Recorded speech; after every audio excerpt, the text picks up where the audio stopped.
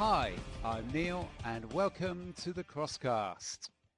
It's episode 12 of season 9 and well, we're still full of the freshest memories from the 2026 Hulst World Championships. I'm still thawing out a bit. I'm still digesting all my frites, but we're going to talk about that in today's Crosstalk because today we're going to focus on the World Champs with its 7 races. And you know, each and every one was drama-filled. It was a great watch. There were some surprises. There were some expected results. There were some mid-race uncertainties as well. And there was quite a few times when the results actually changed in the last lap, very sadly, from my podium picker perspective. So I'm joined in the studio by Matt Payne and Zan Kreese. Now, Matt, when I was over in Hulst, I saw you, but I only saw you from behind a glass screen, and I can see on the video that it looks like you're still there. Although, have you taken down some of your pieces of paper? Because it looked like you've been doing the wallpapering with all of your notes up. It's often been remarked that when I turn up at a commentary box that I do what the GB track team does, and that's like claim my space and then like put it there. There's like 7 positions on the commentary spaces and you get allocated your space. But what happens is that people then come in and argue with the controller of who goes where, and people start moving about. So what I tend to do is I go in early and then I basically redecorate. So I wallpaper the glass above and around, either side and the dividers, because it's one of those things that all the other commentary teams, in fact, none of the commentary teams who are on site commentate on anything but the 2 elite races. So they come down and they pull out their notes to do a race a day. So they've got loads of room. And I'm in the same size box, but I then have 3 races a day, or I'm comparing. And of course, because we need to be able to, for a women's elite race, you need to know who was a women's junior champion and a women's under 23 champion and who medalled when, where the races were, what positions, who's been where at Hulst, who rides this course well, who doesn't. So having all that graphically laid out on all these multiple pieces of paper, and then to be able to switch from race to race to race really quickly, yeah, there's a lot of redecorating going on. So no, they are out of camera shot a little bit, just only to keep the picture looking a little bit prettier.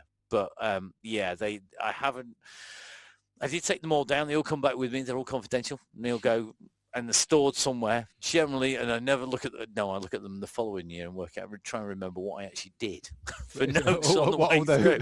Because it does vary from discipline to discipline. So like when I'm doing the BMX World Cup or I'm doing the mountain bike World Championship, it does vary a little bit. And cross is good because I've been on the mic for all the back end of the season on World Cups. So that's very helpful as well. But yeah, it was nice and warm, I have to say, in the commentary box most of the time. Although we did have the door open every now and then it would be Baltically cold. But I must admit, I looked out the window and waved at loads of people, but I didn't see you, Neil. So I'm like, I don't think you would have been easy to spot at times, given I had an inkling of what you were likely to be wearing as an accessory to accessorize yourself, particularly on the Saturday. Yeah, I watched some of the races with some of your spies. Did you? Good. They weren't very incognito, I have to say, but I did get some great information from them. I'm going to say a big thanks to Emma Martin and Tim Ellsmore, who are out on the course for me, because with the cameras the way they were, and with the crowds particularly, you could really struggle to see things. So, and with Racing Insight, particularly with Tim's ability to spot lines, I'm going to say he did predict Peters's crash the morning of the day. The morning of it happened, he said, this is what will happen. And he also predicted the overtaking move of the championships would happen with a nice diagram that looked like it had been written by about a 5-year-old with crayons. Sent via communication channels into the box, but it was still, I'll give him his due, he was correct, so fair play to him. It was good to have them there, and I think they enjoyed going to it. Yeah, it was a fantastic atmosphere, fantastic venue. I absolutely loved putting words to the action. I've got to say, Neil, I guess you kind of enjoyed it there. I'm sure you've got lots of thoughts on it. But Zan, we've got two of us were at the World Championships. You weren't there in any way, shape or form. And last time, if I remember correctly, you said you may not even be watching it on telly. You might go do something more fun instead. Yeah, there was me thinking like off season, maybe I'll do something nice, have some like normal people weekends. Like I'm not a normal person, go shopping. I don't even know what a normal person, like go for meals maybe. And I was like, oh, you know what? When I'm in, I'll flick on and watch the races. Lo and behold, I watched all 7 races start to end. So yes, that did not happen at all. I did not avoid any of the races. And to be honest, I had a great time. Like I think I watched like the team relay and went, this is great. Kind of flipped the junior races on and went, okay, wow, these are really interesting races. And you just hooked before you know it. You're like, right, how long to the next one? Can I go get a food? Can I get a drink? Right, perfect. And you're back again watching even more races. But to be honest, I think I had one of the best seats, to be honest. I could be in the warm comfort of my house, snacks are only a little walk away. And you get to see, I'd like to say all the action, but most of the action. Unfortunately, like, cameras always cut away and you're always there screaming like, no, I need to see what's happening right now. Why aren't you showing me this? I thought that the director did a pretty good job, I have to say. They were, you couldn't be everywhere at all times. And I think in some ways it was a course that, because of the way it was, because of the design and because of the build, it meant if you were there, and it was a massive course to walk round or to get round, it was very linear in how it was deliberately by the organisers to build a course that you could get all the people actually get a view somewhere rather than having it so packed in. But I think it did mean you either watched one particular bit on course or you were always chasing the action. And I think that was a large degree what happened with the directors. There could be action anywhere on that course. There was loads of places. There was not anywhere where there weren't either moves being made, somebody having a forward roll, sticking the tub on the floor, throwing a tantrum, whatever it was. There was always something going on. I thought it was really, Zan, I think in terms of watching the whole racing, it is hard to beat the TV box. Maybe the director's gallery, because I did take a sneaky peek, and you can then watch all of the cameras simultaneously in the gallery, and they were spread out. They had massive. They had the gallery was massive with all of the cameras on there, and it was brilliant to have a little look. And I did take a sneaky peek when I said thank you to the team behind the scenes who were brilliant. They were one of the best teams I've worked with, I think, ever in production. You've got multiple drones on the go. You've got cameras that ended up in the water on more than one occasion, getting knocked in. There was quite a number of things happen to their kit on the. So they've got a lot more, and I think they were quite glad it didn't rain as much as maybe we thought it might on the Sunday, because the really difficult one is the microphones. Because all you get is this sort of pitter-patter rain on the microphone, and you don't actually hear so much, and they are very prone to getting water ingress in them, and then they start cutting out, and then so I think they were quite glad unlike a lot of the cross fans who maybe wanted a little bit more mud, I think they were quite glad it wasn't raining too much on the way through. Neil, you were at the side of the course. Where did you go on the course, mate? And did you spend your whole weekend just watching the racing? I went on Thursday, and then I was on my own on Friday. And so I watched I got there early, as I always do, as I always try to. So I got there early, had a good chance to get a feel for it, touch the ground, all of those types of things. And to see some of the riders practicing, so you kind of get a good idea where's good to watch. And then I went, in fact, I met up with someone, friend Mark, who I've known since I was at school. And we kind of, and he reached out to all of my year at school and made a WhatsApp group last year. So literally, haven't seen them since the 1980s. And then we saw a lot. We saw each other last year, and it was the most weird and most normal thing all at the same time. Turns out, though, he's a massive cyclocross fan. And No he was way. there. So I saw him on the Friday and again on the Sunday. Yeah, we did. Love it. And so yeah, that was great. So saw that on. Saw the racing on the Friday, and then Finn joined us on the Friday night when he could get off work. And then Monday we went out, and we were looking at, well, what can we do on the bikes? And then thought, actually, it's pretty obvious really from here. You drive we're staying in Ghent. You drive down to Oudenaarde, and then we had about an hour and a half, couple of hours. And so you go up at Quermont, then you do Paterberg, then you do Koppenberg, and then we did another, which I can't remember its name, it's one that's another climb, which is not famous, but it's just as spicy. It's not cobbled, thankfully. And I'll tell you what, if it wasn't for those flipping cyclocrosses bringing all that mud on the Koppenberg, it may have been rideable, but it was so slick and slippery. No, on road wheels, it was road tyres. It was certainly, I couldn't get up there. It was a little bit embarrassing, I felt, but you forget just how hard they are. But we were there for photo shoots as well. We got some new product we needed to do some photo shoots for. So when you see these photo shoots, new products coming out on the Gritty website, you may think, oh, where are those cobbles? And you can... They're genuine Flemish cobbles. Impress your friends. That is actually World Championships.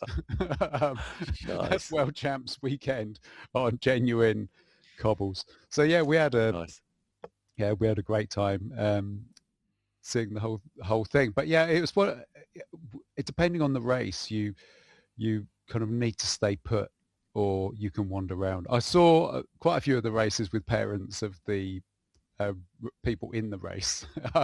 So basically it was the GB squad's family, the wider family, which is always the thing with cross, isn't it? So that was really nice, and to kind of get a feel for how are they feeling and stuff. But the whole GB squad were all together. Absolutely every single one of them were all staying together and stuff. So in fact, it was really nice from a team perspective.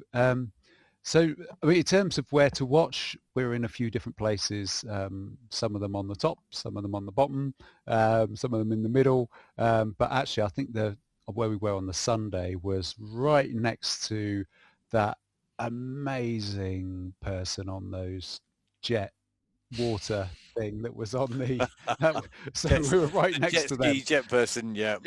So we were saying we're going to try to get her for Home Pierpont next year. So we'll see. Yeah, anyway, can you imagine the wildlife at Home Pierpont with jet skis and maybe so. Yeah, I think it might be a bit of an ask. Might be a bit of an ask. So the first race of the weekend, if we get on to the action, we have the team relay, and it was a really good start to the weekend. I felt, you've got all of these teams with their different strategies, different things happening. And in the end, it was Netherlands, Italy, Belgium, perhaps an expected top three based on how the nations will be going this year. But with Great Britain in fourth, France in fifth, and then you can go down the list. So it was quite interesting, because I think that so many different teams were leading or at the front of that race at some point. I think even Slovakia came over the line in second after their fourth rider had finished their lap. So you and then they ended up finishing ninth. So you've got these, real variety, just depending on the strategy that you've got. But yeah, I really enjoyed watching it. It was good to see that from the side of the course, and we saw some things that maybe people wouldn't have seen on the coverage. I thought it was really interesting, the choices that were being made with the people who go off first as well, because not everybody led off. In fact, leading off with men's under 23 has been a fairly typical tactic by a lot of the teams of late, and saving your men's elite for last. And we saw a bit of that, like the Netherlands. But in terms of women's riders going off first, I mean, Fleur Moors went off first, so Bijstedt went off first, Jury went off first. We then saw Sofia Rodriguez Revert for Spain go off first as well.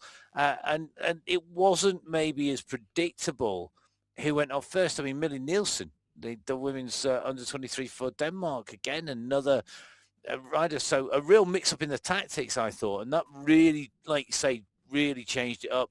Those teams who didn't have full squads, so basically were filling some of the older age categories with younger age category riders, didn't do as well. It really was telling. I mean, I think that really played its part in the results in there. And like you say, I mean, I thought it was a great race. It really did. It ebbed and flowed. Who was coming over the line at the front of the race? I mean, the Netherlands were never out of the top three. If you compare that to Italy, they never were out of the top two.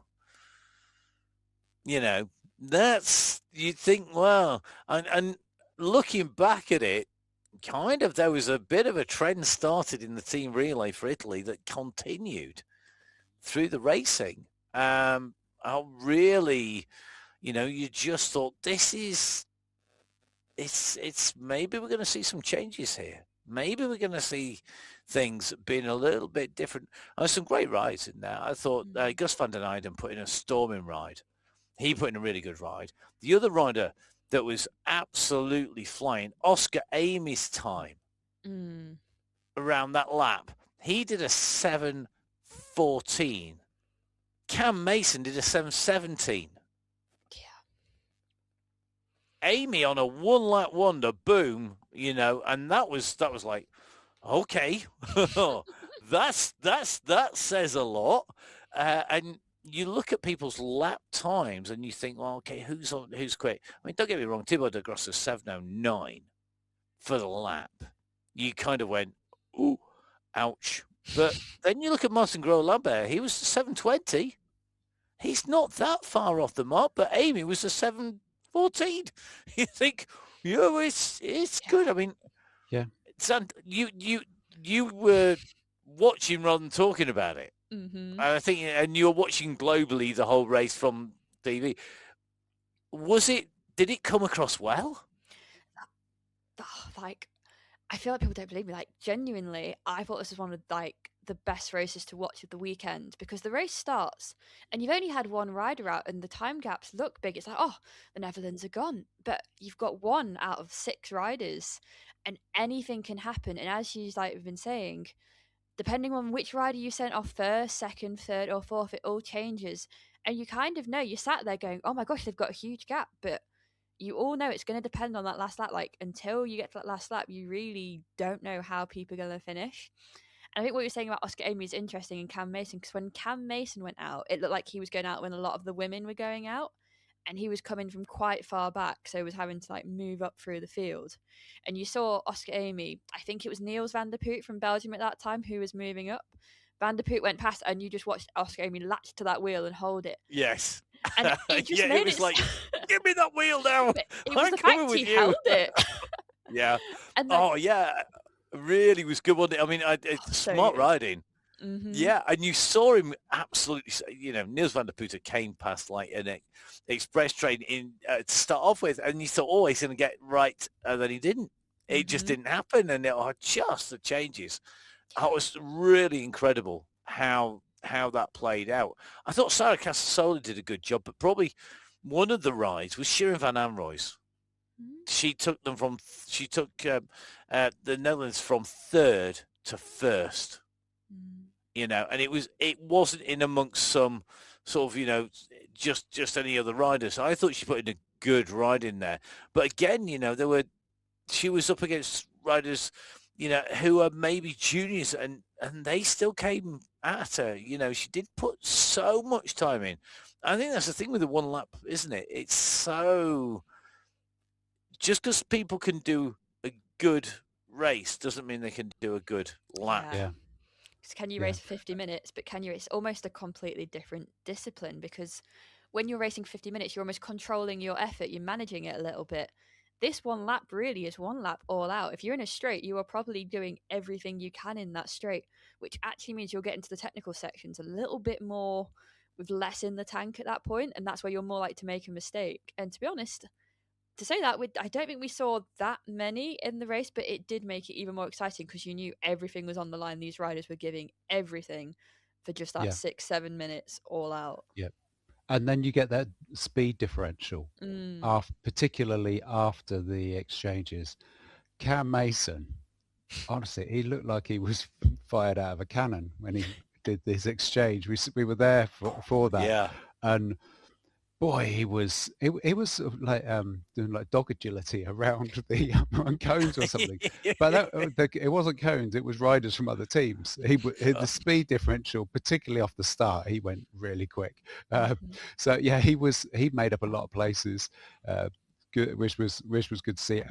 GB finished in 4th, which I think is fair, as a good result for them. I think, as defending champions, but there was one thing which I haven't seen on any of the cameras, and I've got some great photos of this, which I promised to send over to Peggy and the Knoxes, and I haven't done it, so I will do that. But I don't know even if Peggy realised this, but as she came down the technical descent, the Puck Peters descent, Peggy didn't crash. Descent 1. Yeah, big descent 1. I think she'd had a moment. It's not her best course. It's not her favourite course. I know that, and I think she'd had a moment in practice. But she went down in the race and was absolutely fine. But she was close to where those microphones and the camera was, by the side of the course there, and she just gently tapped it as she went through. Didn't crash. Just she looked like she went down, taking it carefully, which is fine for someone who's had a moment on there in practice. But the camera just went plonk into the moat, right? And so she carried on. I assume she's completely oblivious to this. And then, of course, you got the person who owns these thousands of pounds worth of technology, and there's this like, if you're not a Pelly cases, it was in one of those, and it was just bobbing around in the moat. And then someone went to try to get it, and then they kind of fished this watery Pelly case out the moat that they put in this daft place, which of course did get one of the shots of the weekend, when Puck Peterson did a roly-poly into it. But yeah, I've got the whole sequence there. So Peggy, Brilliant. That'll be incoming to you at some point. So yeah, I felt overall it was a really good start to the weekend. USA were put out their fast riders at the beginning. It looked to me, most of their quicker riders, and so we're kind of up there. But I think that was the closest to the front that they were at any time in any race during the weekend. So yeah, they had a big squad. But I think something might have happened to Elisa Sarkisov. It was only afterwards I noticed that not Sarkisov, I think it was Ada Watson. I noticed in the race that USA was suddenly massively out of position, and it was only, and I didn't see anything happen. I don't know if either of you noticed, but she just kind of had this huge lap time, so it must have been a mechanical or crash or something. Yeah, I mean, they were in 4th place when Lydia Cusack came through, and I was thinking, they're going to be in here. And Watson had been looking really good because I was in the same hotel as a number of teams, and one of them was the team from the United States of America, and they really were up for it.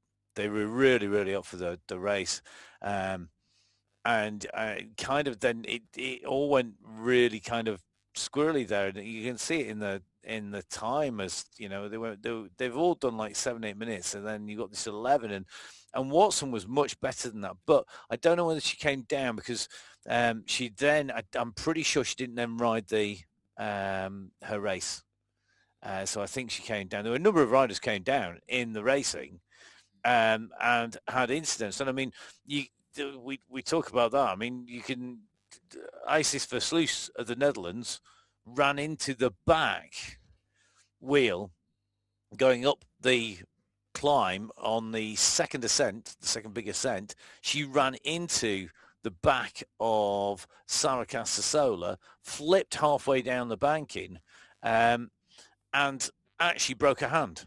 So she finished racing, but then Isis Versluis was out of action for the women's junior race. She couldn't take to the start of the women's junior race.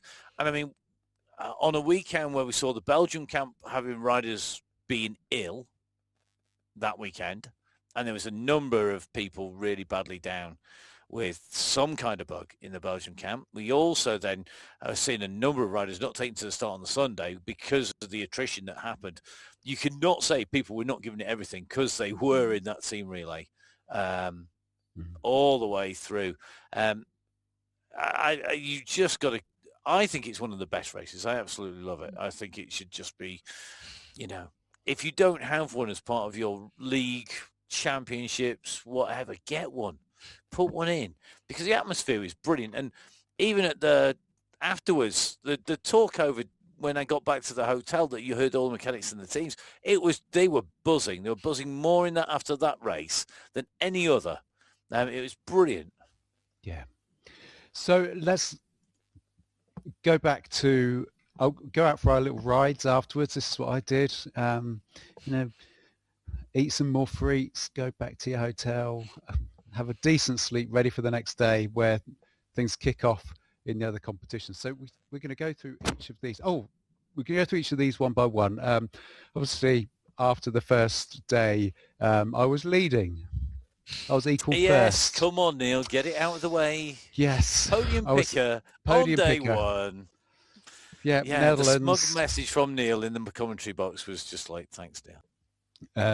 Between us crosscasters, we had myself maximum points at this stage. Zan, you'd pick Belgium. Good move. And Matt, you didn't get any points after day one. Might have made a mistake there, because on paper, when I did a little bit of maths for the preparation, the Netherlands were up there. So yeah. Well, yeah, I was relieved. Hey-ho. I was relieved, I have to say. Then we move into the women's junior competition the following day. So the start of this race, there was well, first of all, let's just note the results. So Barbara Bukowska, who finished first. Kaching, that was my pick as well. So I'm still on maximum points. Lisa Revol in second. And then Lucy Grahova, no one had picked Lucy at all in the whole of the competition. So she finished third. What a result, though, for Czechia with two riders in on the podium. They're so impressive. It was really exciting to see that. So Bukowska took the win. But it was it was just a rerun of this year at Tabor, where Lisa Revol was leading the race, and then she caught and overtook and ended up being strong towards the end. So yeah, great race. Crash off the start. Into the bridge as well. So from the start into the right-hand turn onto the bridge. And who's at the bottom of all that? It was Peggy was at the bottom of it. Peggy Knox. I just unfortunately, yeah. And I've really felt for her, because I thought, it was about to just all happen, and it was, it's one of those things. It's no one's fault in that case. It just kind of, it was a squeeze, and it was happened before you even knew it was happening. Once, but it took a couple of laps for things to settle down, I think. But if you look at Peggy's lap times, actually, she was riding really well in that race. She rode brilliantly afterwards. I was really impressed, because you could see that she was making ground. She really rode strongly through that, and I was watching her come up through the race field on the timing screens and just going, yeah, she's coming. It's not what you want to happen. And she moved up. But I'm not sure that isn't also why we saw Brakowska and Grahova on their first laps. They were well down as well. And then they started to pick up the times, and the times started coming back. And I know, we've seen Brakowska do that as well, previous races. But there was a number of people held up there. And how people respond as a junior, I think is more important, actually, in some ways, than the result as a junior. Because riders develop at different rates. But to have the head to be able to race back from something like that in a race, that is something that is really special. That was really good to see. And kudos to Zoe Roach, getting that top 10, finishing 8th. Really fantastic result. And if you haven't heard from where we mentioned it previously, season 1, episode 1, the first rider who was ever mentioned on the Crosscast was Zoe Roach when she was an under 9 or under 11, under 12 or something. Under 8. Something like that, yeah. Zoe, she's been a friend of the show for a long time. But yeah, just a really solid ride. I felt it was. There was a big group together for some of that, and a cracking ride. And things can happen and come for you the next year. And we had that strange incident on with a lap to go for Grahova, who, it's this oddest thing. It's the third time in however many years it is that we've had Czech riders and something strange has happened coming over the line in the juniors. You could see it happening, couldn't you? Like that when she looked over her shoulder and started to lean and drift, and I almost wanted to say, no, don't stop. And you just because they're not going to hear you outside the commentary box because they're halfway down the straight and it's thick glass and all the rest of it. But, you could see it coming, and then the glass is going, all power to her. She picked herself back up again. Yeah. I mean, it might be that we've had incidents happen on the penultimate, coming over to the line for the bell, with Jackie, but they always pick themselves back up again. Well, and it was Bukowska who did that last year. It was Bukowska who did it last year. And she came back and she won it this time. It was Revol, Bukowska last year. This year, Bukowska, Revol. So there will be another chance. And I think coming back to kind of where we began on this really with Peggy from the start of that race. She's a first year, so I think she can come back. She's got another go. Usmala next year. Put it in your diary. Definitely. Okay. Definitely. One quick one for you. A couple of riders I thought were disappointed. Lisa Vol, obviously, because apart from anything, she was my pick. But also the fact that she'd been leader, and it was the fade. She'd gone so hard so early, and it's not the first time it's happened. And you think, why are you doing this? Why? I know it might be your favourite tactic, but... And then Giorgia Pelazzotti, also, again, not having that. Unlike Shana Huber, who, for me, pulled out one of the rides, the Swiss rider. That was actually one of the rides of the race. Really good ride by her. She's one to watch, I think, very much. So let's go to the next race. So let's move forwards by a few hours. I've managed to fill myself up with some frites and mayo, and very tasty they were too.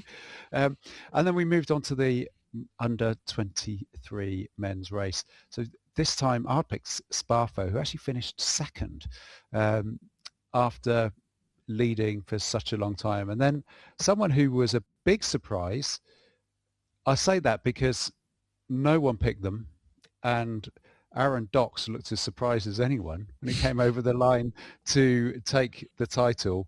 And then we had K.S. Solon coming over the line in third. But I mean, what an amazing race, actually. I mean, it was another really compelling race. And from someone who was there, I watched that. I watched it from where the drop-in is, actually, that one. And Aaron Dox, he was looking so comfortable on that, the big drop. And Sparfell was taking it very, very steady. It was noticeable that there was the difference in speed between both those riders. Whether that was contributed to that slight gap that was there at the end, well, you never know, do you? But yeah, good ride. I think it's not quite that. It's not just that point, that one, and I think there's a lot of focus on big drop 1, and actually big drop 2 was easy to lose time and harder actually to get right from a racing point of view rather than just surviving the descent, because on the first descent, basically you picked your line and you could realistically, you didn't need to moderate your speed once you got in. You naturally came in, depending on whether you took the inside or the outside line, you came in at about the right speed. There wasn't a lot of modulation there. But when you went to big drop 2, you really had to scrub the speed. And if you went in there hot, you were getting that wrong and you were going to come off. And you were going to either come off into the inflatables, go under the inflatables, or go right the way over the top of them. I mean, you had to get the speed right. Go too slowly, you were hemorrhaging time. So you were seeing people breaking into this so that they had the right speed going down, and getting that speed right when you're under pressure. That was somewhere where you saw Docs really put in some good rides. And Sparfo got it wrong on a couple of occasions.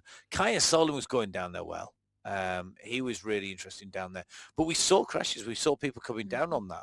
I think it was Gus van den Eyden on the floor at one point, and riders going around him, and Bissu had issues on there as well in the race. And that second drop actually was one of those subtle ones where you don't just look at the drop. You had to look at the speed and what they were doing on the way in when you could see it.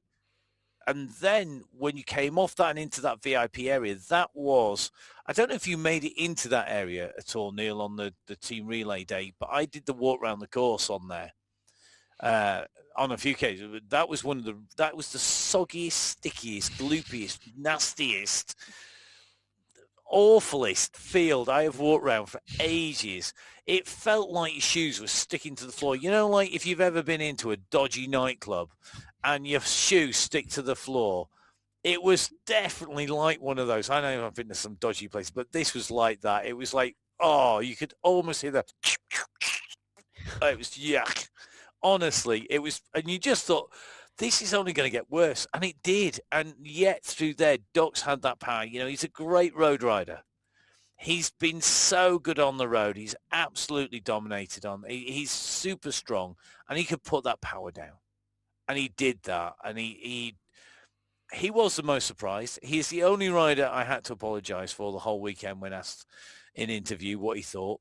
I had to give 2 public apologies because of his reaction to winning, let's say. On air, it does happen. I'm going to have a big sign. Come in. I'm going to have a big sign I'm going to give to the interviewers for that. But there was the incident of Sparfell rolling his tub, and you know when I watched that race back, it's one of the races I've watched back because I wanted to see exactly what happened and when, and I thought that he'd effectively lost the race because of the mechanical that he had. So he had a slight rolled tub, but actually he'd already been caught by that point. He was. Everything went wrong at once, didn't it, almost? It was like that was the point at which he'd been caught, and then Docs was in the right place, the right time. He got on the wheel and he went. And then there was no, you know, he just went. And I think what really impressed me was the fact that Aaron Docs then didn't stack it by going too hard. Because that would have been the reaction for me would be, I'm in the race lead.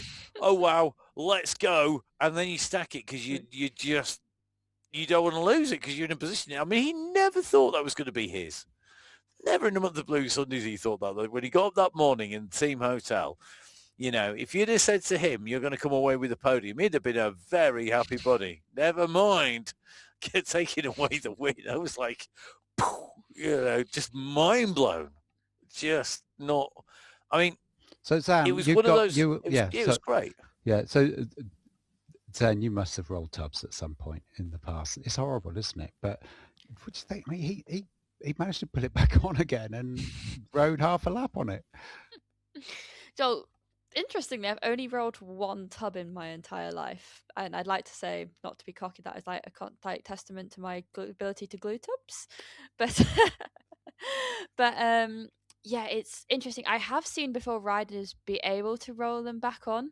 When I did mine, it was actually at route of order. It was not going back on. I think it got stuck between the frame and the rim. But in this instance, you could kind of I see remember that.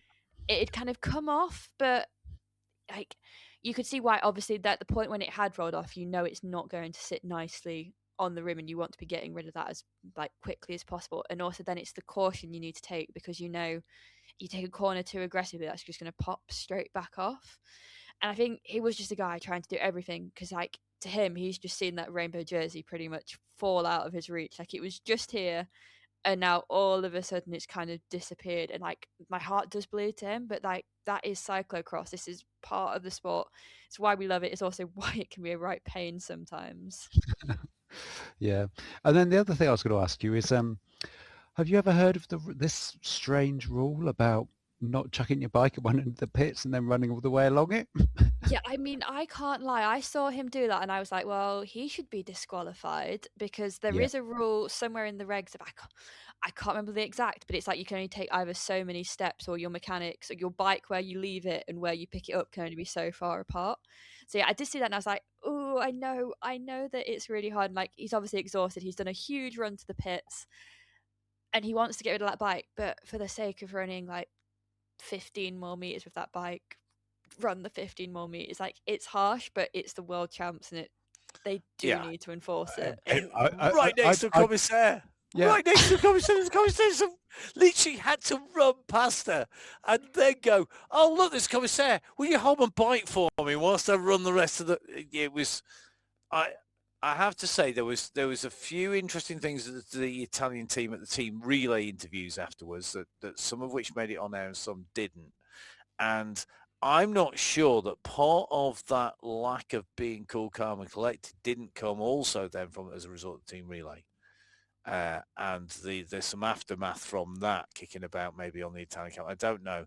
But, you know, when the fundamental thing is cyclocross is about you and the bike. Mm-hmm. And the fundamental rule is that you must cover the course with a bike, you know.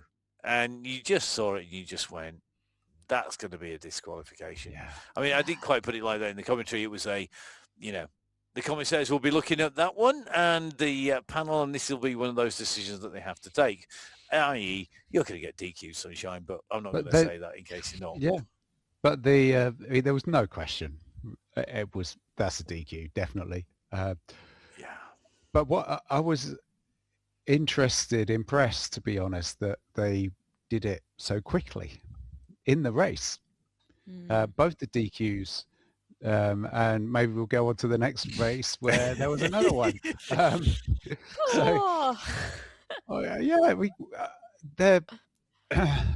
Well, let's look at the result first. Lucinda Brand took the win ahead of Alvarado in a superb race with Puck Peterser in third. So in some ways it sounds much simpler than the race really was. It was such a good race. Really, really enjoyed it. There was drama from start to finish.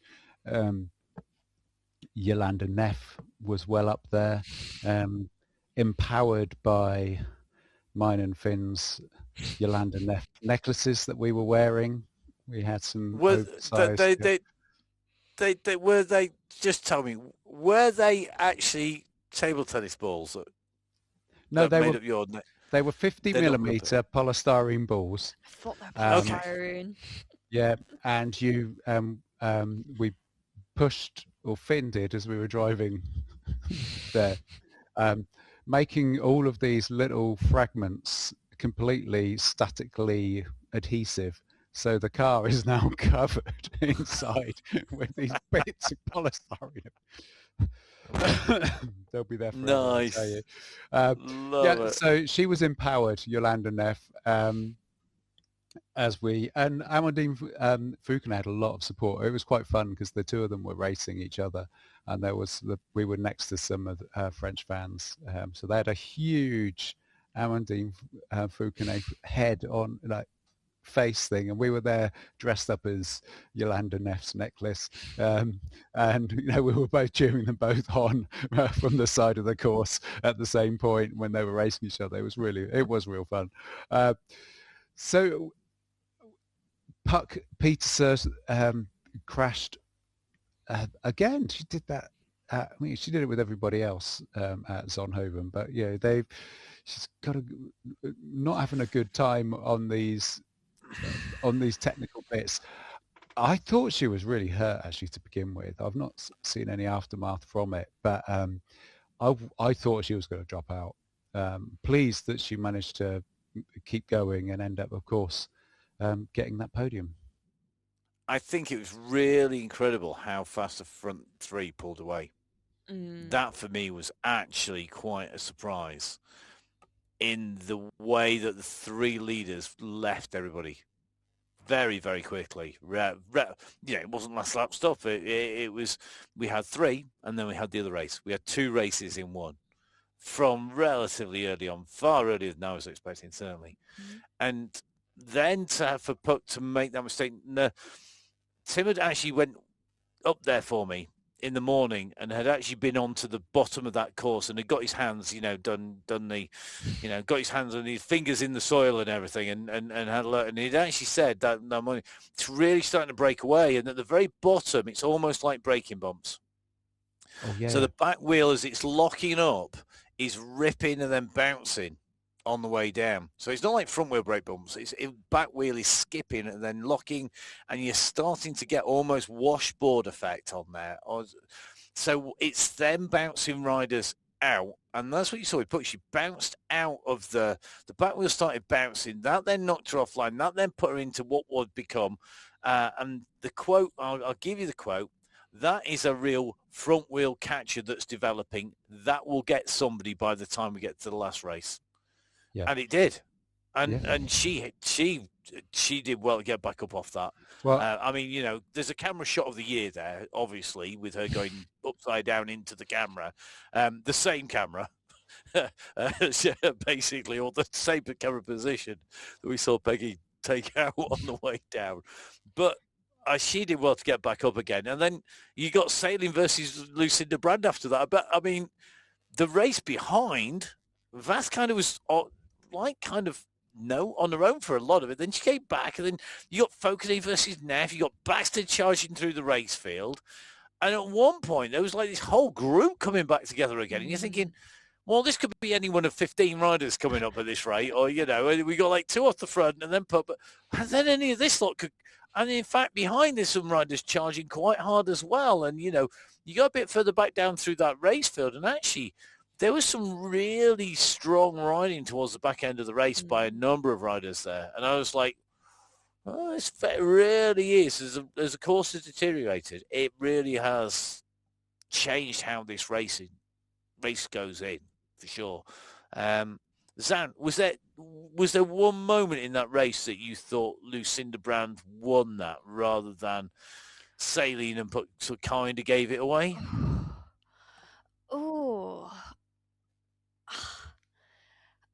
I don't know. Like, to me, it felt like Lucinda just did her own race, really. Like, you saw there were moments that Alvarado would basically come back to Brand, whether that's because like Brand stalled over a bank or just wasn't quite as smooth on the bike. And it's like, she was like, yeah, fine, you're back. I'm going to go again. And like, it's like a very calm, controlled race, especially because I don't know if anyone saw, but like in her pre-race interview, she was very much like, oh yeah, it's Alvarado's race to lose. And like, oh, I'm not really on form and this course doesn't suit me. And like the way you glanced at it, you're like, that's not the talk of someone who thinks they're about to win a world championship. And then you got to the start line and it was like, yeah, I don't believe any of those anymore, I can't lie.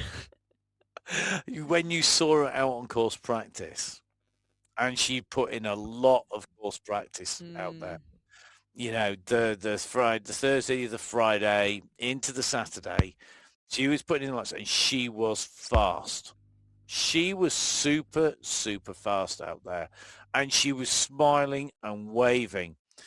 And then you could see the pressure was off. And I'm kind of going to put my tinfoil hat on here and go, I would not be surprised if somebody didn't sit down and go, Lucinda does not go well when she is the favourite for a world champ. So do you know what? We've won this World Cup, and with one weekend to go, we can set ourselves up as not being favourite anymore. And that's what she did. She rode a poor Maasmechelen, then pulls from Hoogerheider, and suddenly the pressure has gone. Totally gone. And it would be a work of genius if somebody sat down and worked that out. That conspiracy theory of mine, that was a deliberate tactic on the weekend before to take the pressure off. Can I put in an alternative theory? Worked. Go on. The alternative theory is she had a bad race at Maasmechelen. Am I getting this the right one? Yeah, the Maasmechelen. Yeah. And it pretty much ruled her out. I don't think there was much tinfoil hatting, but if there was, it was a Stetson-sized tinfoil hat. We're talking, sombrero, tinfoil sombrero. But yeah, I think if it was a deliberate tactic, she rode. She rode as like Brand at her best. I felt it. She didn't take it from the front early on. She wasn't even in that leading group. She was a couple of not a lot, but a few seconds behind, and then needed to get onto the group and then do what Brand does. But that wasn't the end of the race. Alvarado came back. Alvarado, I think, went over the timing mats first with 2 laps to go, something like that. So it was still all to play for. Myself and Zan had both picked Alvarado, so I was hoping that Alvarado was going to take it purely for the podium picker.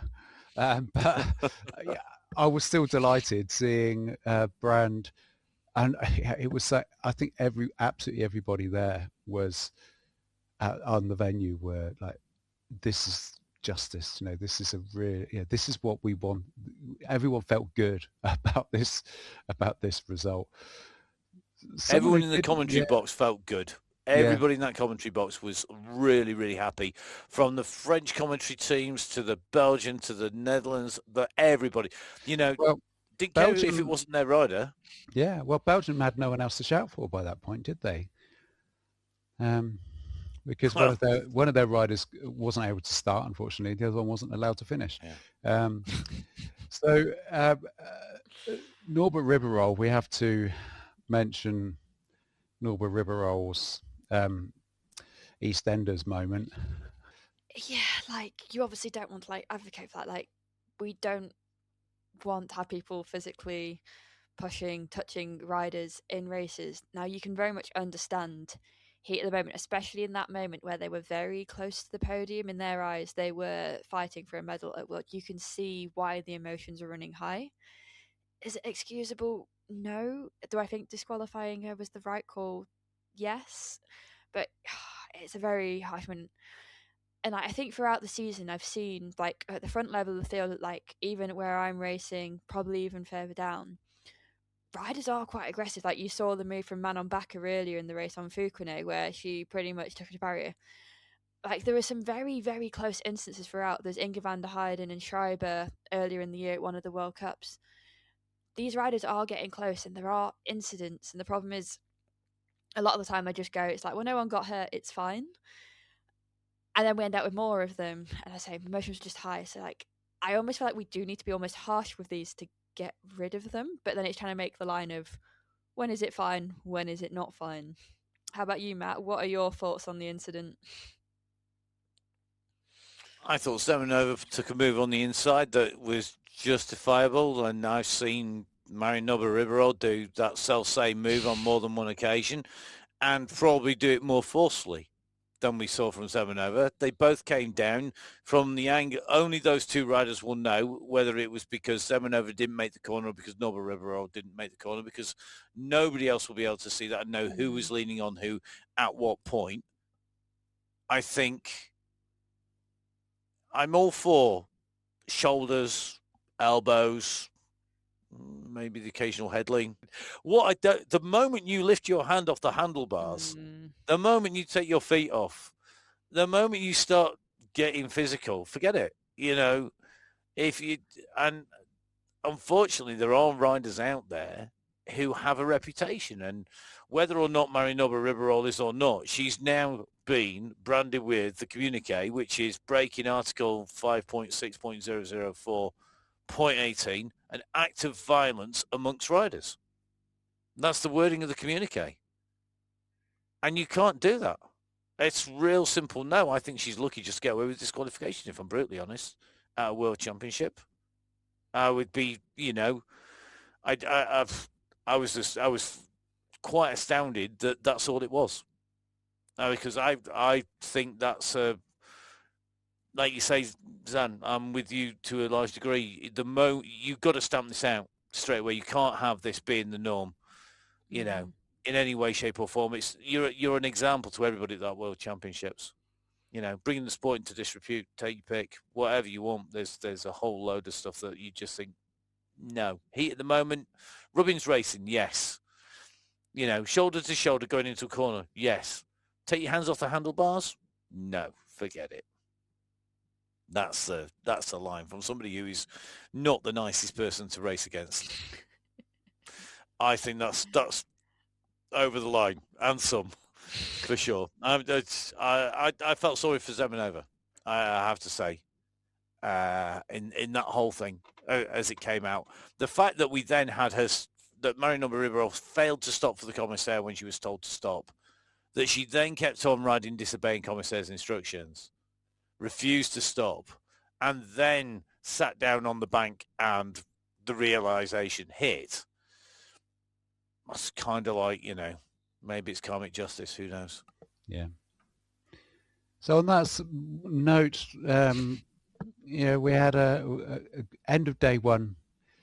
We'd had a good day's racing. Every race had had drama. Every race had had real exciting things, and it had results that perhaps were not a foregone conclusion on any of them. So, and we'd had 2 DQs, so it was a full range of everything that you can get. Races have changed everything. Yeah, it was crazy. So, what a day!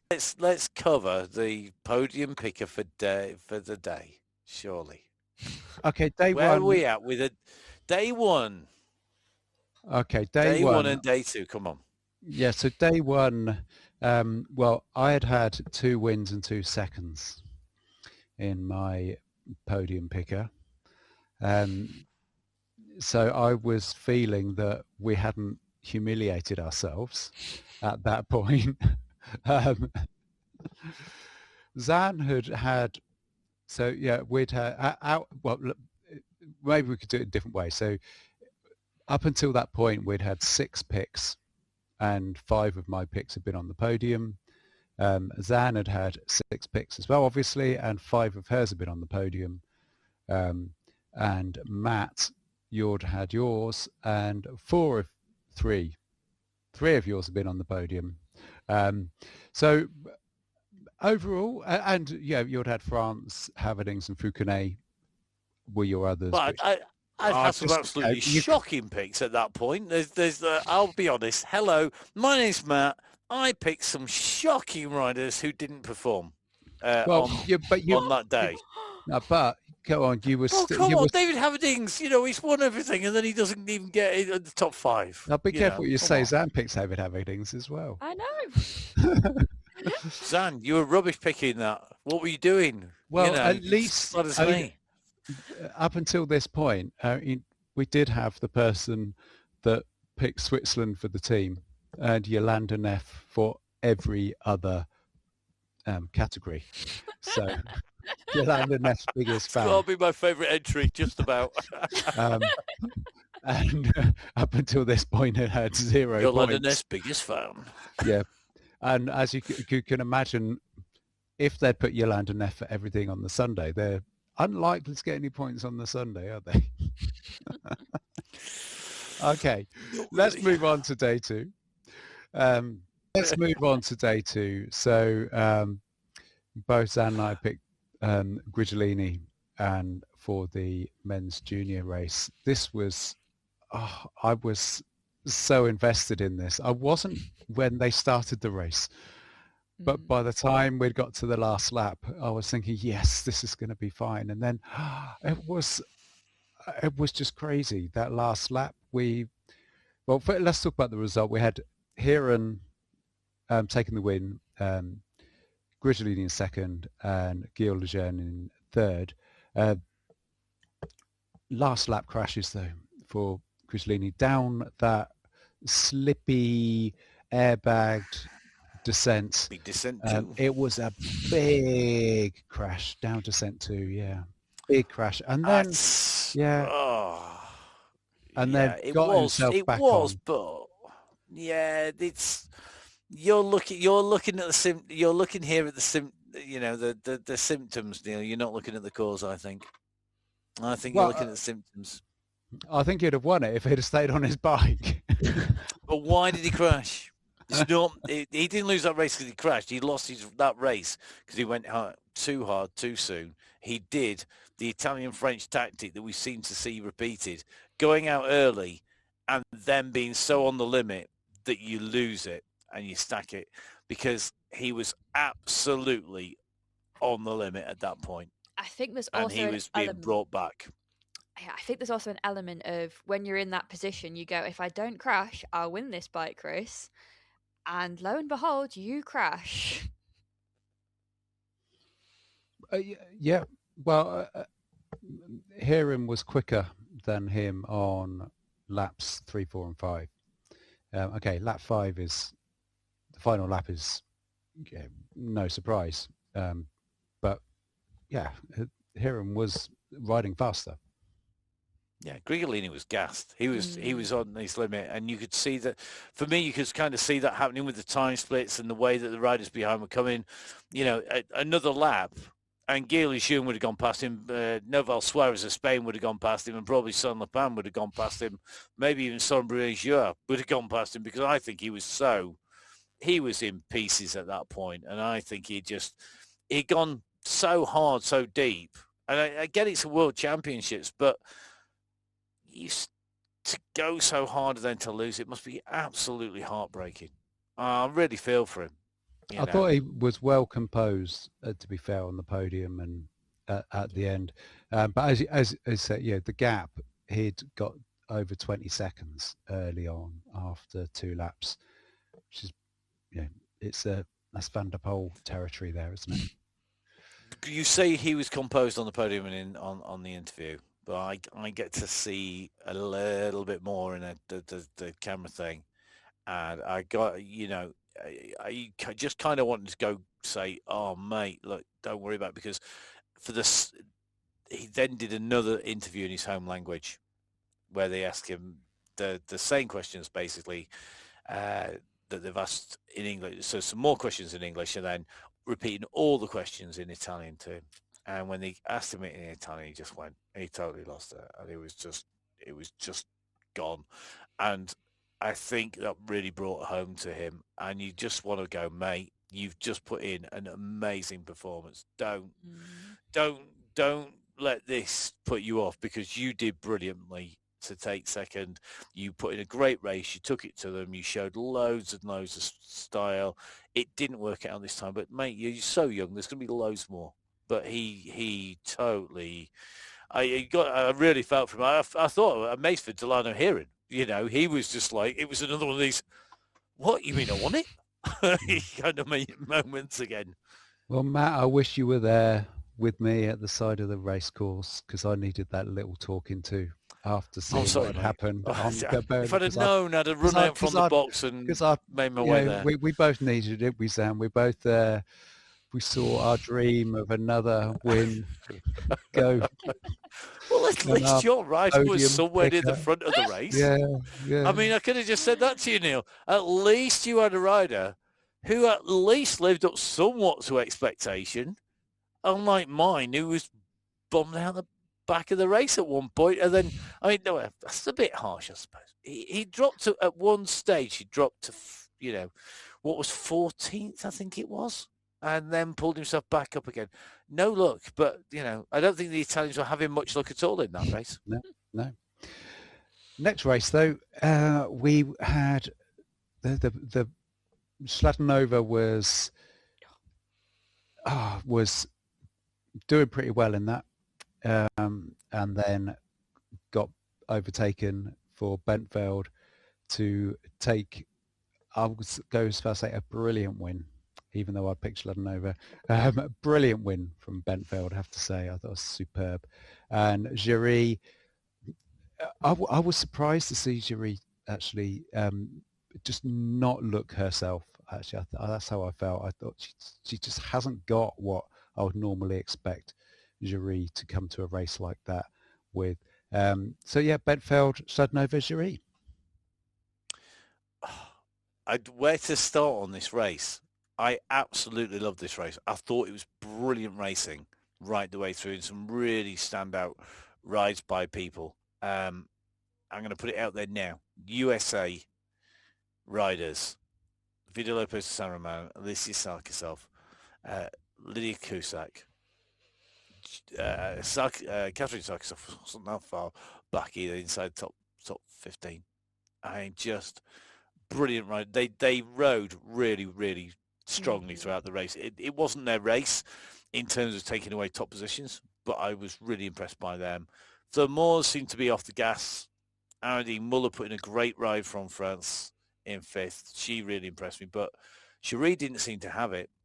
And then you got Leonie Bentveld and Victoria Sladanova, and I'm going to apologise now. Leonie, why did I not pick you? I am very, very sorry. You were clearly the best of everybody all season. You just kept that going. I mean, what a ride by her with the move of the championship. Possibly the move of any championship. I'm trying to think of them anywhere. Can you think out there, somebody let us know, can you think of a better move being made? And if you saw that high line, so the wider in, the high line down, this is the move as predicted by Tim, much as I hate to say that again.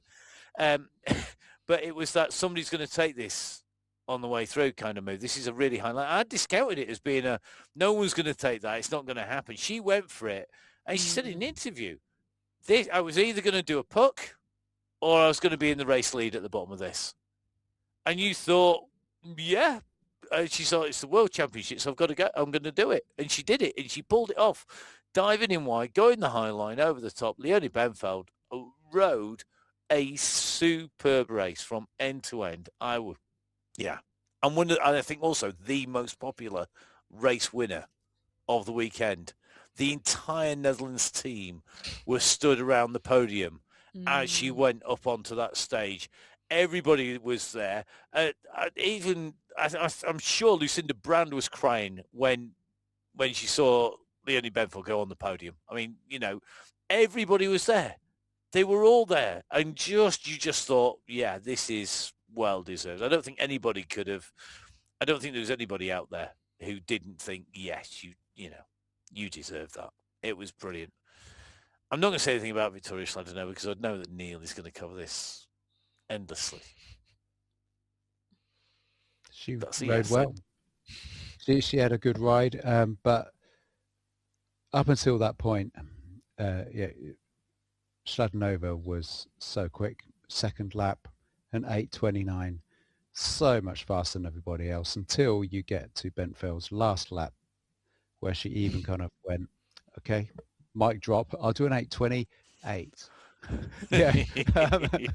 It was one of the best races actually of the championships, and I think it says very much the future of women's cyclocross is in very safe hands. If the entire elite field retired tomorrow, we've still got a huge bank of talent who have clearly shown that they are not just there or thereabouts. They are in this race, and I mean, even further back, there was some brilliant racing between riders out on course. I don't think there was anybody in that race that I just thought, oh, you shouldn't be there. That was fantastic. It was fantastic to see. And I mean, all the riders finishing on the same same lap as well. Yeah. I did feel that it gave me some confidence in the future of the US cyclocross, because up until that point, I think it had been a bit disappointing, really, to see the US riders having, none of them really looked on it, as well, even as good as they looked on the team relay at the start of the team relay. But it was kind of a relief, because obviously when you get three riders, it's quite conspicuous when you've got three riders coming over the line, 1, 2, 3, one after the other. So you do notice them, especially when they're in the top 10. And they weren't the only ones who were riding well. So I felt, this was a good race for US. And if those, it was three, it wasn't in the top, it was three in the top 10, 4 in the top 15. If they can stay in cyclocross and they can move on through, then phew. Let's go. And whilst we're talking about the US team, having stopped in the same hotel as the US team, their team riders, how they conduct themselves as a team in the hotel is exemplary. It really is. They're always smiling. They're focused. They're focused, and maybe you're not going to get a conversation out of them. But every time they go down, whether it's going for breakfast or in the team kit, they've got the jersey, they've got the hoodies. They're there. They're representing. They know they're representing the team, and they all the way through from the mechanics to the management. They really impressed me as a team outside off venue, and that's not always the case with teams. There's some teams that you just think, oh no, they're in my hotel. Okay. The USA were definitely not that this time around. They were absolutely superb.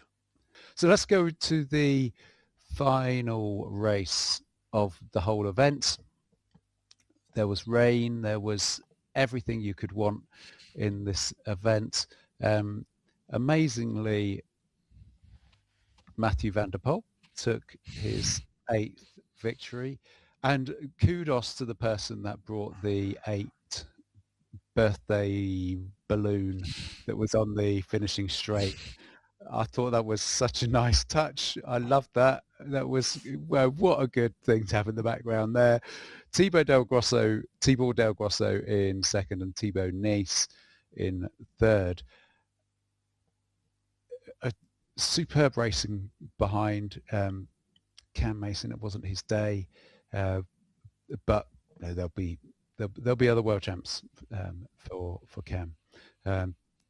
I felt that race was, not won, but the positions further down. It was done on traction, grip, and being able to ride up the slippery bank, particularly when the rain came. And Thibaut Del Grosso was so superior on that. The first half of the race, the differences kind of dropped a little bit until the end, when I think he would have had it anyway. Three races in one. Mathieu van der Poel race at the front, absolutely showed why he is such a legend, why he is, why he is so good in so many ways. When he had slides, when he slipped, he had a foot down, he kept it under control, he didn't lose momentum, he kept that speed pretty much no matter what. He was controlled, he had the power to ride things people didn't, and the skill to ride things people didn't. Behind you got the Del Grosso Nace battle, which was again set us up for the future. Thibaut Nace on the wrong tyres as the course deteriorated. I think that was very evident to a large degree with the way that the wheels were spinning, particularly towards the end of the race. But it wasn't just the tyres. He wasn't as good. He made more mistakes. Del Grosso was smoother. He got over things better. He just seemed to be more controlled. And in the end, kind of thought, well, it's about right. It didn't feel like Nace was robbed of that by Del Grosso. I think it went the right way to the people who showed the skills on the course. And in some ways, although the top three is predictable, it was really interesting to watch that unfold. But it was very also a mirror image of the women's elite race. You've got 3 riders kind of off the front, and then behind, you could have picked any one of that group at different times in the lap as to who was going to be in your top 5 or maybe top 6, 7 riders. You know, everybody seemed to have a go at some point on the front to chase down the gaps, or was on a good ride. So I thought it was a great race, you know, despite the fact that we had a runaway winner, which I think everybody kind of forgave him for, having taken his 8th win. I mean, what did you think? Was it? I can't imagine you thought it was a boring race. So? No, like, I'll be honest, I think it was about 10 minutes in when Van der Poel rode off and you're like, right, okay, World Champs has been decided within 10 minutes, basically. But actually, past him, the race behind was so interesting. Even the battle with Tibor and Thibaut, like, you were kind of hooked because you could tell that, like, Tibor was just so much more comfortable on a bike. He looked like the course flowed better, where it looked like Thibaut was really, really fighting for it. And then it was actually that case of, but the gap behind them wasn't that big. If they started messing around, the whole group behind, suddenly you were going to have this massive race. So you were kind of on the edge the whole time. It was like, yeah, okay, cool, great. Van der Poel's at the front doing his own thing. That's great. But everything else was so good to watch. Like, you kept going through the whole weekend with all these races, and you'd sit down and you'd be like, oh, I'll just see a little bit and then I'll leave. And then you didn't. You got hooked and you were there the whole way through. You'd come to the next race and be like, oh, it's fine. It's not going to be as interesting as the last one. And you should have learned, like, by Sunday, I should have realised I'm going to sit and watch all these races. But there you go. But yeah, I wouldn't say it was my favourite race of the weekend, but I certainly really enjoyed watching the elite men's race. For a race where it could have been really dull, it kind of went through a real lull at the venue. From about 15 minutes to sort of half an hour, I suppose, into the race, where it was like, oh, Mathieu van der Poel's just doing his stuff. And then things started to get spicy behind for the second place, race for second. And it was almost like you got Van der Poel doing his glory laps and just being this machine, just being absolutely perfect. You know, that's what it looked like. I know he made a few mistakes, but it wasn't like he was just had more watts than other people, and he was able to carry more speed than everybody else. It was just amazing. So, but behind, it was really exciting seeing the racing behind there. And if we think about Mathieu van der Poel potentially not riding World Championships, we've got 2 real take-homes, I think, from the elite men's. One is that Thibaut and Tibor are going to be battling. If they both stay riding cross, I think we've got a fantastic battle that could equal, if not exceed, the Van Aert, Van der Poel battles that we've seen. I think they almost, I love the fact, like you said, Zan, that Thibaut seems to throw everything but the kitchen sink at it, and Thibaut's this cool, calm, ice man, sort of getting on with it, and yet actually he's the one who whips it up going over the bridges. And I love the fact you've got they're such contrasting characters within themselves, never mind versus each other. But then behind, the racing was superb behind, and if you could detach yourself sort of from the front of the race, and we did get to see some of the racing behind, and not all of it, sadly. And really would have loved to have a second team there just focusing on that, because it was so good. Filippo Fontana's racing, his riding, you know, he absolutely pulled out one there, 5th place overall. Joris Nieuwenhuis, no surprise, you know, he's got World Championships medals for Nieuwenhuis. He came in 4th place. But Gerben Kuipers, you know, another of the riders who's really come on this season, he took 6th. Orts coming through in 7th. But at one point, Orts was in 4th place. And you thought he was going to take away he could have taken away the win on the break.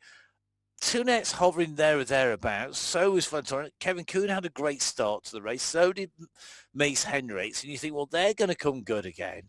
I just look at it and thought, you know, from 55 seconds down on the race lead for Nieuwenhuis, and then you come back and you work your way back. Jenti Mikkels in 9th place was 1:04 down. That's like 9 seconds.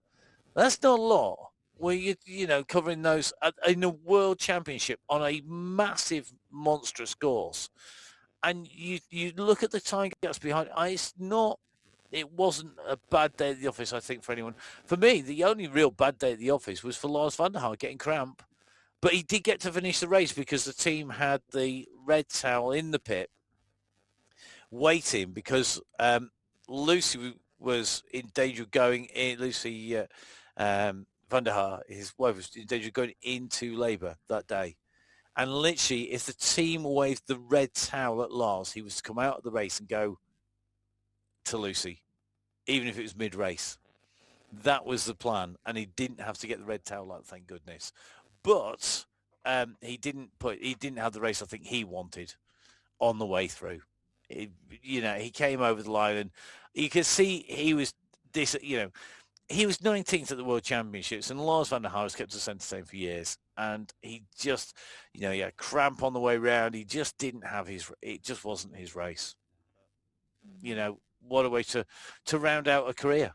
Absolutely. We'll maybe talk more about Lars in the next show when we do our wrap-up of the whole season.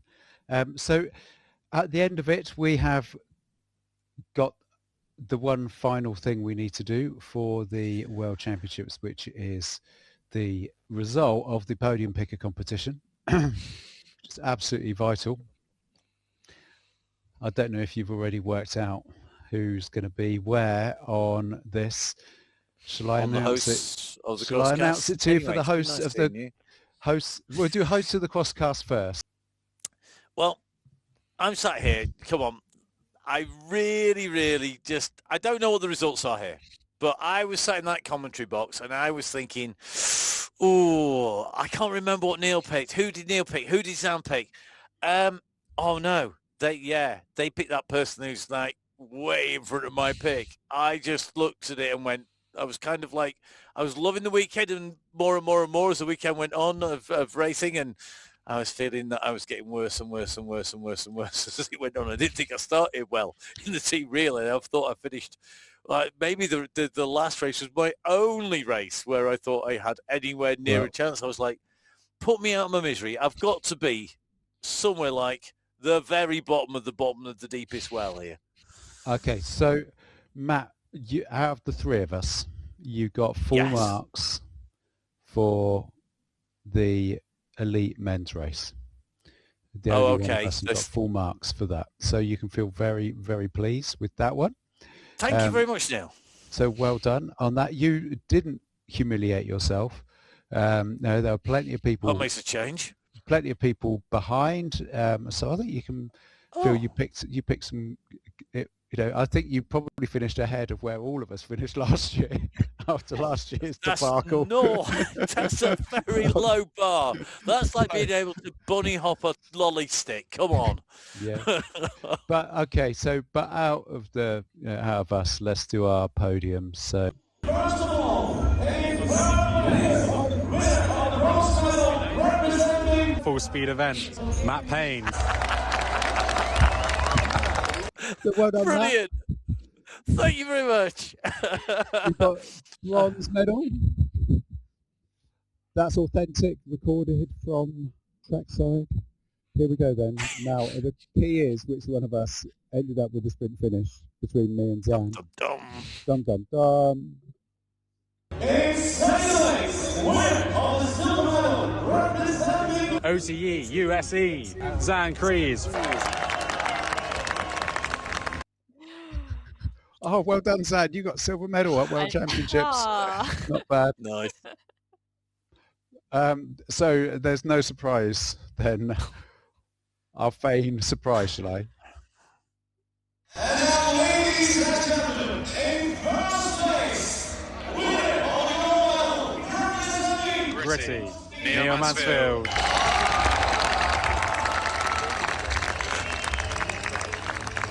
I'm loving the almost resenting the fact he had to say that by feeling of actually it was through it was never mind representing grit, it was through gritted teeth. It was like take the guy, it was from Gritty, it was Neil Mansfield. It's like, do I really have to say that? Oh, what fun. Yeah, so recorded live at the Elite Men's Podium, that was. So excellent. So yeah, brilliant. So we had fun on that. But overall, in the competition as a whole, so can we put some context to this? How many points? How well did I do? How many points did I get first of all? Well, okay. So Matt got 15 points. Zan got 17 That's my lucky number. Points. 15 and I got 19 points. So it was only the difference two between is, each of us. Whoa. So hang on, there's only 4 points separating you from me, Neil. Yeah, well, I can take that. 4 points, but 20 places. Oh. Over. What? No way. Yeah. Absolutely no way. Really? Yeah, so yeah. You sure you haven't been playing with a spreadsheet allocation of points or something? Well, how many? 20 places? Yeah, so I got top 10. 4 points. Yeah. So it's all very, very close. Yeah. So, and you did do a lot better than, well, I didn't do very well. Not a lot of people, but I would imagine. Yeah, I didn't do very well on the how many nations in the top 10. You're not going to make me feel bad, Neil. Just don't bother. Don't worry about it. I'm sorry. So our winner this year is David Sinton. So if that is your name or that is your alias, then because I don't know David Sinton as far as I know, but just you wait. You'll go to school with him or something. Yeah, I know it might be. It could have been. Could have been. How many points? 20. He must be over you. 22. Because you got 90, so you got 20. How many points? Over 20? 22. 22. And that takes a win. Wow. Yeah. So not and far ahead. What was the maximum possible points? Do you know? More than 22. Oh, Neil. It's not a perfect score, basically. No. He didn't get... I mean, it'll be Aaron Doxon here in it, I guess. So, Brukia. Yep, so... Yeah, so that's Doxy's race where he took the win. Yeah. Yep. Yeah, had caught everyone else. Alvarado and Peterson in the wrong order. Got the correct... Okay. No, didn't get the correct number of nations, but was one off. Grigolini, Bentfeld, Van der Poel, Nace, Neuenhouse. So there's space. Space for improvement. But, yeah, well done. Yeah, congratulations, David. Yep. Second place, though, and I'm really sorry to tell you this, Ian, but Jordan beat you again. Jordan got no way. Oh. Jordan Field in second place. Jordan, you are an absolute legend. Thank you. Yeah, just like, how many years in a row is that now? However many years we've been doing it, Ian's never finished ahead of Jordan, I don't think. Yeah. Someone, I don't even know how to pronounce this, I know Wheel, was tied on second, clearly a good alias. Manon Holtman, who I believe I actually met at the World Championships. Manon Holtman. Manon got second as well. Manon Holtman actually is a My Whoosh Sunday Race Club rider who I have commentated on a number of occasions, who only came to the event. Actually was there in person and went to the event to come and say hi and sent some waffles to the commentary box. Oh, really? So, nice. Yes. Thank you very much. Brilliant. Second. Who else? Anybody else get second? Yeah. So there were three tied. Yeah. Photo finish and couldn't separate. And how many points? So 21. So 1 point off. Only 1 point off the win. Yeah. So well done. Close.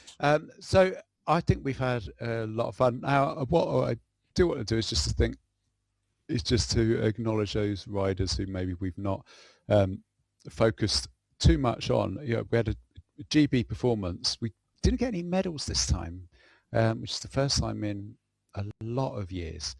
But there were some really good performances right across the board. I don't think there were any bad performances at all, actually, across the GB squad. Some people had good days, some people had less good days. I think it wasn't Cam Mason's year, finishing in. I thought it was He's had a lot of other really good World Championships. Very mature response from Cam. I've seen a post from him, and I think there was a very mature reflection, and I think it's indicative of what we expect from Cameron, which is a thoughtful consideration of it. And if he addresses what he or how, if he looks at it and he sees how he moves forwards and he executes it like he did with his improvements in World Cups, I think it can only be a good thing. I'm really impressed by his attitude. Peggy Knox and Zoe Roach's racing, and Peggy picking herself back up again, I think was really good. I was really impressed by that. Yeah, the men's junior Luke Trafford and Milo Will sprint for that 12th position was two different races. I tell you something, Luke Trafford on that race was right up there, and then you saw Milo Wills coming up, thinking they're going to end up racing here together to the finish. And I thought some really good performances there in the junior men's. I thought it showed a lot of promise. Jacob Steed. Yeah, the number of 29th sounds quite a long way down, but actually I think that may have been the largest field of the whole weekend. Massive field, still in the top half there, and 3 minutes down from the win, and that would have got you like top 10 or something in some of the races. So Jacob, solid ride. So 29th, solid ride for Jacob. It was really good to cheer Jacob on in that race. I think he clearly peaked for national champs. Really did peak for national champs. He's got a jersey, a well-deserved jersey from there, and I think that's the season takeaway, and then the experience of riding at Hulst, and I think for me it's there, and also for the under-23s as well. I mean, we got a squad in the under-23 men's race where you've got Ben Askey and Deck Oldham. I'm trying to think who else was in that race. It was Oscar. And Oscar Amy, of course. And with that, and I think that those three riders put in a great performance. Oscar Amy clearly the standout ride, coming inside the top 10 there. But I'm not sure if Ben Askey's represented GB at men's under-23 cyclocross before. I'm trying to think if he has. I don't think he has.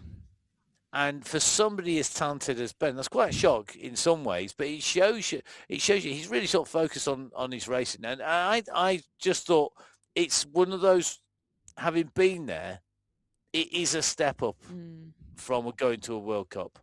It's another factor again. When you've got 5,000 people in VIP alone, the 3 VIP tents alone held 5,000 people. You've got the king of the nation there watching you racing on. You've got 45,000 plus fans basically screaming at you. That's something else. And that experience will sit with everybody on the way through. Yeah. I think all in good stead. It's a different experience for Ben. I've been with him in the Netherlands racing at Assen several times many years ago. So, he's kind of come through. Deck Oldham, both Deck and Oscar are their first year in this category. And it's quite a long, wide category. So Deck, I think, has got, this is very much, I think, a development opportunity for Deck. Solid, and kind of came through the race, and I think we can expect him to be doing well, and in future years, hopefully we'll see him in Ostend as well. Can I just say one other rider as well? And I have to say, this is a rider who had, up until this year, taken a medal in every single team relay up to that point. So Zoe. Only rider to take a medal. Yeah. Zoe. I thought Zoe, to come back after what she'd been through in the run into this season and race like she raced and inspire people like she does in that team relay. You can see the infectious enthusiasm from Zoe radiating through that team. She really is the captain on the road of that squad. And I think she does an amazing job of that without even realizing she's doing it, I think. And I think that's brilliant to see. And I yes, not a medal in the elite, but oof, And what a way to ride it. It's getting better and better. She won juniors. Then she's first in under 23s. And then this year is the first time she's been at a World Championships and not been on the top or second step of the podium. So it's what a record anyway. It's kind of Van der Poel level, isn't it? It really is. It is. Matthew Van der Poel never won under 23s. His only result in the under 23s is in the men's under 23 was a bronze. 2 juniors and a bronze in the World Champs, and then he went on to elites, but he kind of did all right. Yeah. So and with the season that's happened, the lead-in hasn't been great for Zoe. So okay, I think we can wrap things up for the World Champs at that point. We've had a lot of fun.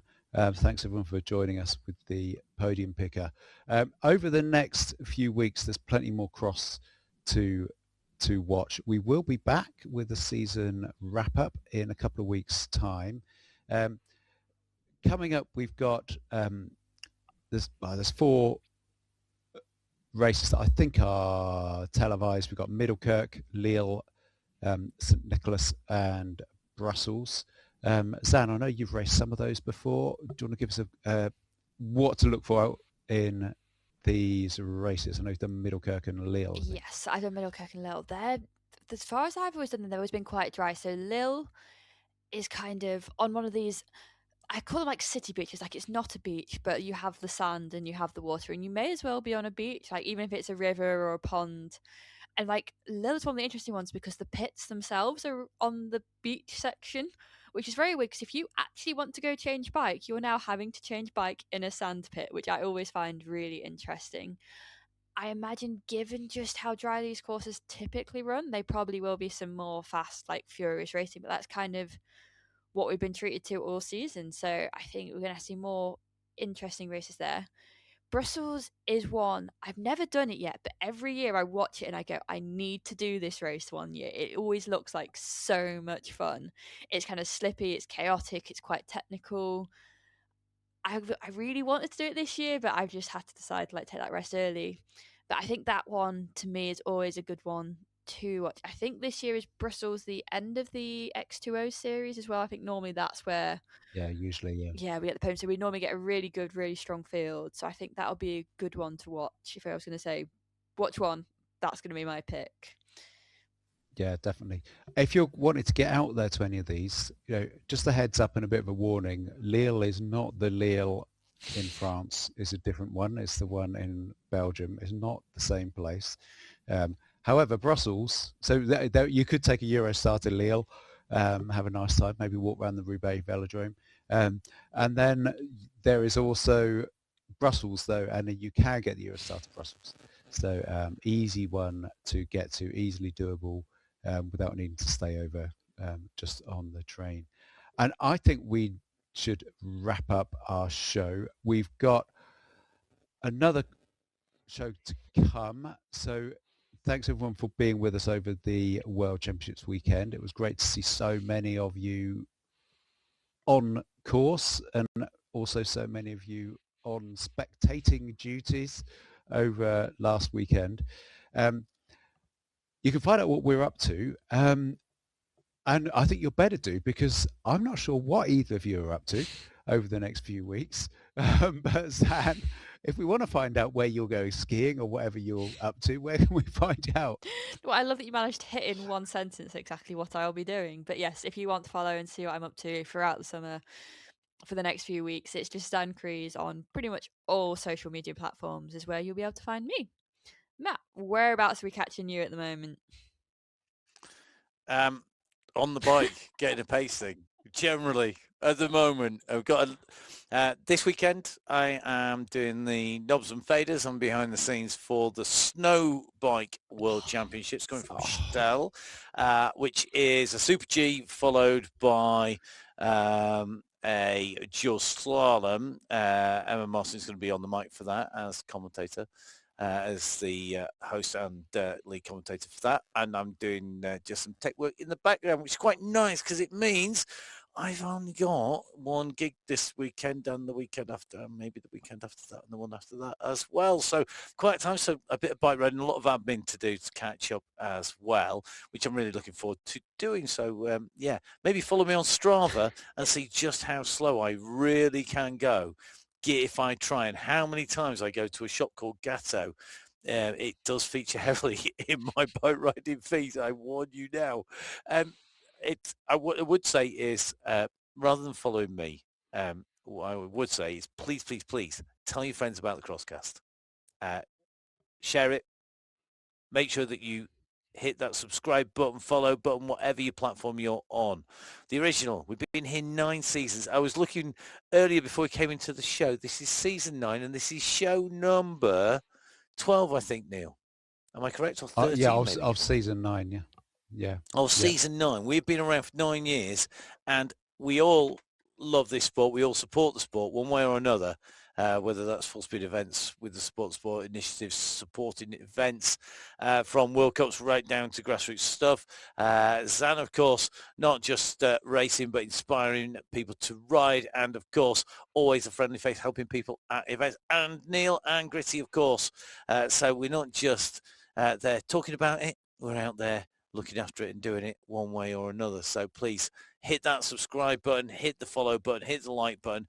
And you never know. You could even buy us a coffee at buyusacoffee.com/crosscast. Now, I'm going to get that in before Neil does today. Neil, now that I've taken that load off you, seeing as how it might be my penance now for the rest of the year as the loser of the Crosscast hosts. Hello. Neil, where can we find you, and where can we get all the latest updates from Gritty as well? Yeah, so you can find me at Crosscast Neil.